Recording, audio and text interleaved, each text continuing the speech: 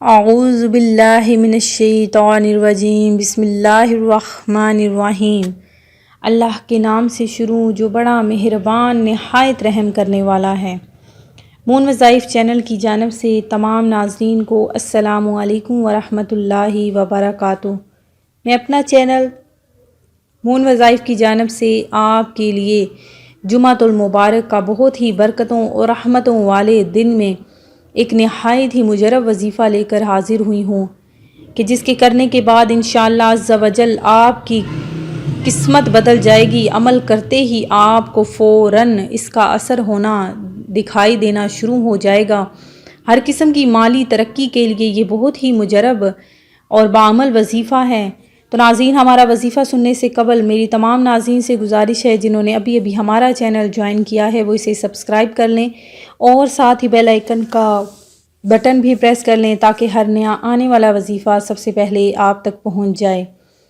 ناظرین، آج جمعۃ المبارک کا بہت ہی برکتوں اور رحمتوں والا دن ہے۔ جمعۃ المبارک کو دنوں کا سردار کہا گیا ہے۔ اس دن مانگی ہوئی ہر دعا قبول ہوتی ہے اور زیادہ سے زیادہ درود پاک بھی پڑھا کریں۔ جمعۃ المبارک کے دن میں ہی درود پاک کی بہت زیادہ پڑھنے کی فضیلتیں ہیں۔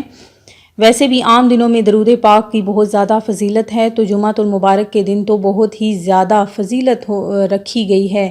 تو ناظرین، جب قرآن پاک میں اللہ تبارک و تعالیٰ نے اپنے نبی پر درود پاک بھیجا اور اس کے فرشتے بھی درود پاک بھیجتے ہیں، تو ہمیں بھی چاہیے کہ ہم بھی آپ صلی اللہ علیہ وآلہ وسلم پر درود پاک کا نذرانہ پیش کریں، کیونکہ جمعۃ المبارک کے دن پڑھا جانے والا درود پاک حضور نبی کریم علیہ الصلاۃ والسلام خود سماعت فرماتے ہیں، تو اس کی بہت ہی زیادہ برکتیں اور فضیلتیں ہیں۔